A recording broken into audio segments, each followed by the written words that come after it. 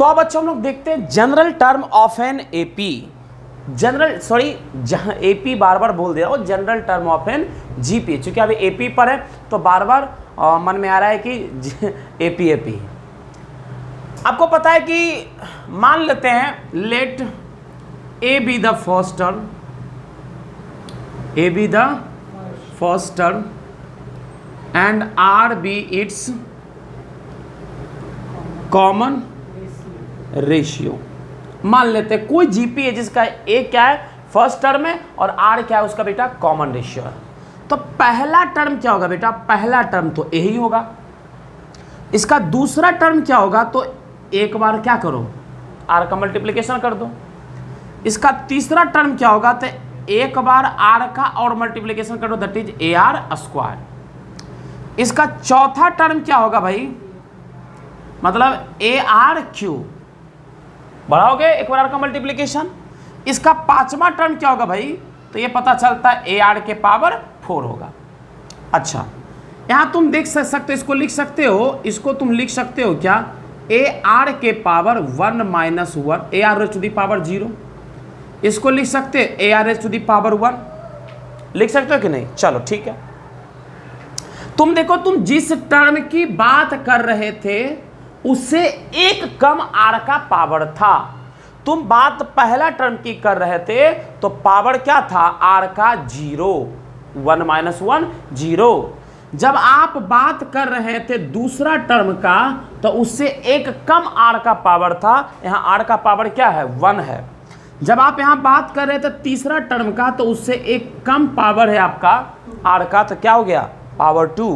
यहां पर देखो क्या निकल जाएगा, a r raise to the power 4 minus 1, यहाँ क्या रहेगा a r raise to the power 5 minus 1। उसी प्रकार अगर nth टर्म पूछ जाया जाता है तो क्या हो जाता है a into r raise to the power n minus 1। nth term क्या निकल जाएगा a into r raise to the power n minus 1। इस प्रकार से हम लोग क्या करते हैं, अब तुम सोचो nth टर्म तुमको दे दिया गया, अब इसी का हम क्या बात कर रहे थे कि इसी जीपी का बताइए 50th टर्म क्या होगा, 50th टर्म क्या होगा, तो कॉमन रेशियो तुम्हारा क्या था 3 था, तो 50th टर्म देखो क्या निकल जाएगा a r raise to the power 49, a क्या था आपका 4 इंटू आर क्या था आपका 3 रेज टू दी पावर 49, यही हो गया आपका 50th टर्म हो गया। समझ रहे कि नहीं, मतलब अब आप क्या कर सकते हो, इस तरीके से जीपी का कोई सा भी टर्म आप निकाल सकते हो, कोई दिक्कत इसमें नहीं ना। चलो फटाफट से इसको नोट कर लो। देखो ये सवाल देखते हैं, ये सवाल देखो कह रहा है एकदम लुलू पप्पू का सवाल है, कह रहा है कि फर्स्ट टर्म जीपी का 1 है, तो अवेलेबल डाटा यहाँ से देखो यार ए बराबर क्या दे रखा 1, थर्ड टर्म और फिफ्थ टर्म का सम 90 है, A3 प्लस A5 कितना आपका 90 है, तो कॉमन रेशियो निकालिए जीपी का, क्या निकालिए कॉमन रेशियो निकालिए जीपी का। तो कोई दिक्कत नहीं भाई निकल जाएगा। A3 मतलब क्या हुआ ए आर स्क्वायर, A5 का मतलब क्या होगा a raise to the power 4 equal to कितना 90, ठीक है। और A बराबर 1 है तो सीधा बचेगा r square plus r to the power 4 equal to कितना 90। आर स्क्वायर को क्यों करेंगे, r to the power 4 plus r square minus 90 equal to क्या निकल गया आपका 0। तो आर स्क्वायर के टर्म्स में क्वाड्रेटिक कर बना सकते हैं, देखो आर स्क्वायर का whole square plus r square minus 90 equal to 0, ठीक है। अब इसको फैक्टराइज करो या फिर क्वालिटी की तरह इसको क्या करो सोल्व करो। फैक्टराइज करोगे तो कैसा ना चाहिए, सोच लो तो 15 15 छक्का 90 निकालते डायरेक्ट। देखो 90 का लिए 2 से लगाए 45, यार थोड़ा सा तो लग रहा है बूढ़ा हो गए हम, इतना सोच नहीं पा रहे हैं। 3 दूनी 6 अपन तिहाई 15 नहीं होगा, 3 तिहाई 9 अपन हाँ 10 और 9 यार इतना, whole square plus 10 r square minus 9 r square minus 90 equal to 0। R square common निकाल लो तो r square plus 10 minus 9 common निकालो तो r square plus 10 equal to 0। R square plus 10 common निकालो तो r square minus 9 equal to 0। Multiply कर दो r square plus 10 equal to 0 या फिर r square minus 9 is equal to 0। तो आर स्क्वायर इजकल टू क्या निकल जाएगा 9, आर इजकल टू क्या निकल जाएगा प्लस माइनस 3। और सीक्वेंस हमारा क्या है रियल है, तो r square is equal to minus 10। ये चीज़ें तो संभव नहीं होगा। क्यों नहीं संभव होगा? क्योंकि हम लोग रियल सीक्वेंस को हम लोग पढ़ते हैं। ठीक है, कोई दिक्कत इसमें नहीं ना। तो ये क्वेश्चन था, जल्दी नोट कर लो।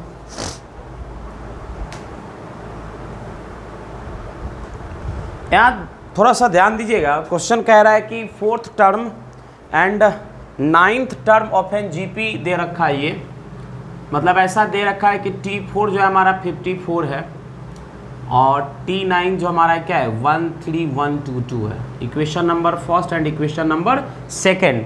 तो यहाँ पर हमको करना क्या है ना कि निकालना है जीपी निकालना। तो जीपी निकालने के लिए क्या क्या चीज़ों की आवश्यकता पड़ती है? तो फर्स्ट टर्म और कॉमन रेशियो की आपको आवश्यकता पड़ती है जीपी को निकालने के लिए। अब बात है कि फर्स्ट टर्म और कॉमन रेशियो को निकाला कैसे जाए। ठीक है, फर्स्ट टर्म और कॉमन रेशियो को निकाला कैसे जाए, ये हमारी बात है। तो कितने वेरिएबल है, कितने अननोन है? 2 अननोन है। और 2 अननोन के लिए कितने कंडीशन चाहिए? 2 कंडीशन। 2 कंडीशन देखो सामने तो दिया हुआ है, यहीं से निकलेगा। अच्छा, T4 का मतलब देखो क्या हुआ, ये दे रखा है a r cube equal to 54 है। T9 का मतलब a r to the power 8 equal to 13122। इसमें भाग लगा दो इससे। ठीक है, क्या निकल जाएगा? ये a r raise to the power 8 divided by a r cube equal to 13122। Cut गया, कटेगा 54 से। लगा कर देखो तो, लगाओ तो 54 का डिवीजन जल्दी से क्या आएगा? R raise to the power 5 is equals to, जल्दी लगाना, 243। कितना आया?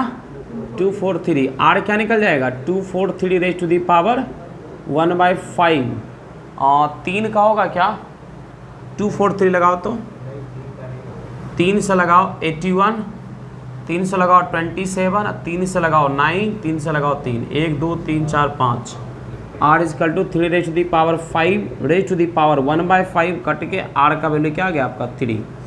आर बराबर जब 3 आ गया तो पुट कर दो यहाँ पर, क्या निकल जाएगा? ए इंटू 27 इजकल टू कितना निकल जाएगा? 54। तो यहाँ से ए का वैल्यू क्या निकल जाएगा? 2।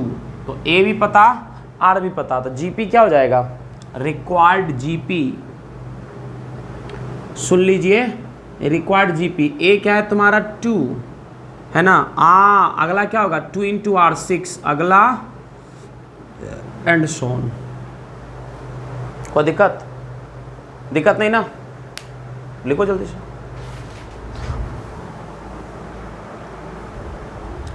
बच्चे इस क्वेश्चन को गौर करना।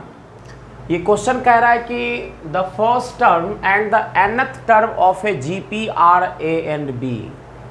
मतलब उस जीपी का फर्स्ट टर्म और nth टर्म जो है वो ए और बी है। ठीक है, if p is the product of the first n term. अच्छा, मतलब यहाँ तो हियर अगर देखा जाए तो T1 आपका क्या बेटा? ए है, और Tn आपका क्या है? बी है। Tn मतलब a r h to the power n-1 क्या निकल गया आपका? B. R h to the power n-1 क्या मिल जाएगा आपका? B by a. Therefore r क्या मिल जाएगा आपको? B by a raise to the power 1/n-1। Common ratio आ गया। अब कह रहा है p the product of first n term. मतलब पी क्या है? P equal a into a r square into a r cube into a r के पावर 4 अप टू कहाँ तक? A r h to the power n- a r h to the power n तक। N term है ना, a r h to the power n तक।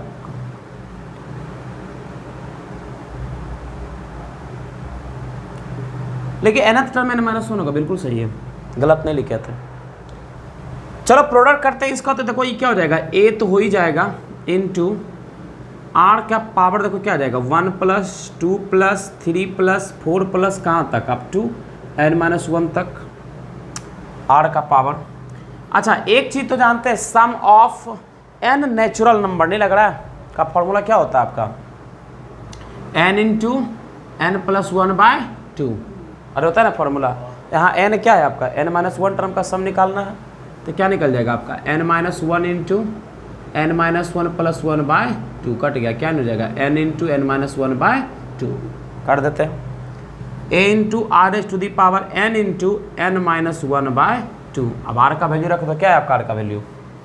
r का value आपका b by a raise to the power 1/n minus 1 raise to the power n into n minus 1/2। Power का क्या हो जाएगा? मल्टीप्लीकेशन। तो a इंटू क्या निकल जाएगा? b by a raise to the power 1/n minus 1 into n minus 1/2। n minus 1 क्या हो गया? कैंसिल हो गया। तो क्या बचा वैल्यू? यहाँ से बच गया, इसको मिटा देते हैं। अब ये बच गया आपका a into p equal to आ रहा है a into b by a raise to the power n/2। क्या निकल जाएगा आपका यहाँ से? p इजकल टू p का स्क्वायर करना था,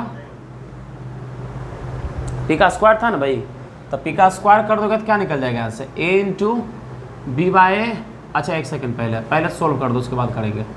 a इंटू देखो क्या जाएगा? b के पावर n/2 है, यहाँ पर a के पावर n/2। आप p स्क्वायर करोगे देखो क्या मिल जाएगा आपका? a इंटू बी के power n/2 divided by a के पावर n/2 का होल स्क्वायर, दैट इज क्या निकल जाएगा? a स्क्वायर इंटू बी के पावर n/2 का स्क्वायर डिवाइडेड बाय a के पावर n/2 का स्क्वायर।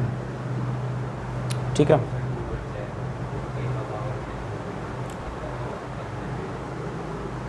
यहाँ 2 से 2 कट गया, 2 से 2 कट गया, क्या बचा यहाँ से? b के पावर डिवाइडेड बाई a के पावर n। लेकिन लाना क्या था? p स्क्वायर बराबर, कुछ गड़बड़ हो गया कहीं।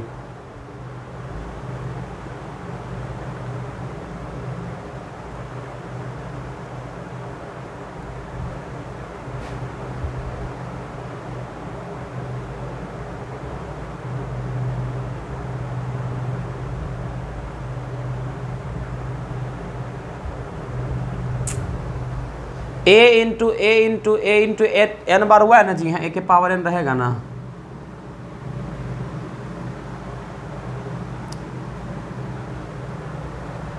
अब यहाँ क्या निकल जाएगा? a के पावर n रहेगा, यही गड़बड़ हुआ है। ये हो जाएगा 2n, हो जाएगा 2n, ऊपर जाएगा घट के क्या हो जाएगा? a के पावर n इंटू बी के power n, p square is equal to p क्या निकल जाएगा? a b raise to the power n। Hence proved. यहाँ मिस्टेक हो गया था थोड़ा सा, समझे? a का n टाइम्स मल्टीप्लिकेशन होगा तो a के पावर n आएगा ना, तो हम केवल a लिख दिए थे जो गड़बड़ था। ठीक है, फाइनली इतना ही रहेगा, मिलते हैं फिर।